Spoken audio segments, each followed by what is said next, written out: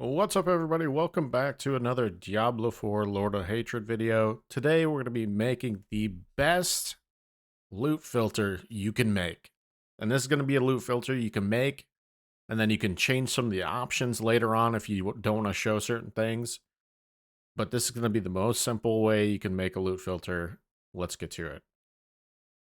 So first you're going to go to loot filter. We're going to create a new loot filter. Call it best loot filter ever. Confirm. First step, you're going to make a hide all rule, which is going to be your baseline for every single loot filter I've seen. Pretty sure it's necessary because there's some things that bypass your loot filter. This is just kind of how you have to have it. So we can rename this hide all.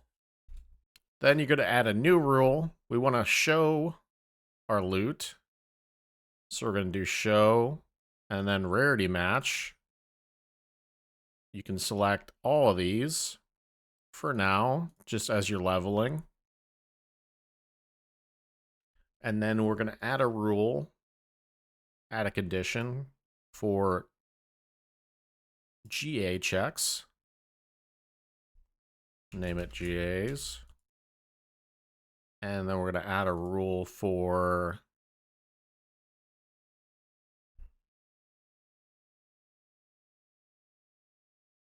item type. We're going to do talismans.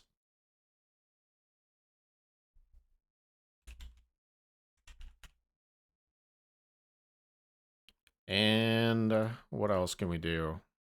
Oh, ancestral. Item property, ancestral, call it ancestral. And then for talismans, what you could do is add another condition and make it so that you add the rarities on it. So you add all the rarities. That way you're getting, later on you can deselect the commons or whatever. We're going to save changes. All right, say we don't want, now we have our show loot filter here. So now we don't want common or magic items to show because we're beyond the point where common or magic items are relevant. So we just change our loot filter here and bada boom, good to go. Now essentially our loot filter is set up. And so I think this is a lot different than the way a lot of other people are doing it. I feel like most of the filters I've seen had like 15 rules, 17 rules, 10 rules. I feel like this combines everything down to the most efficient way possible. And a lot of people have loot filters that are automatically tuned to endgame. I don't think anybody has any loot filters that go from the leveling process all the way through. There might be like 2 different loot filters, or they might not even use a loot filter through the leveling process. So I feel like this addresses the wide range of people that are just starting out leveling, just getting in the Lord of Hatred, and then also the end game potential. Now you could add additional rules, but I don't even know if that's even necessary with the way we set things up. This might be a lot better than anything I've seen. So even my loot filter, I have 10 different filters on. This loot filter, we have 17 rules. And we go back to our best loot filter ever. We have 5 rules that address a variety of different things. Now, hopefully it works, because that'd be unfortunate if it didn't work. So we have a common item here just to make sure it works, and it's not showing up. Perfect.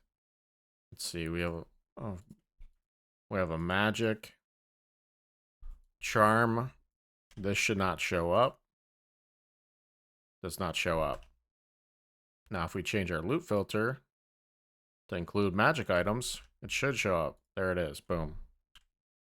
And the reason why I set up with the rarity match for the talismans is because I find that I find a lot of common magic talismans, and I don't have any use for them, really. Like, the rares are better. I feel like this is the best way forward. You have the ability to get your talisman, your charms, and your heroic seals, which are all great. And you have the ability to restrict which heroic seals and charms that drop for you. Well, not drop for you, but the ones that you can see. So I think this covers everything. You even got the greater affixes, you got the ancestrals, you got all your loot filters that you're going to be using throughout the whole process. I feel like this covers everything. Let me know in the comments below if this is the most simple loot filter you've seen.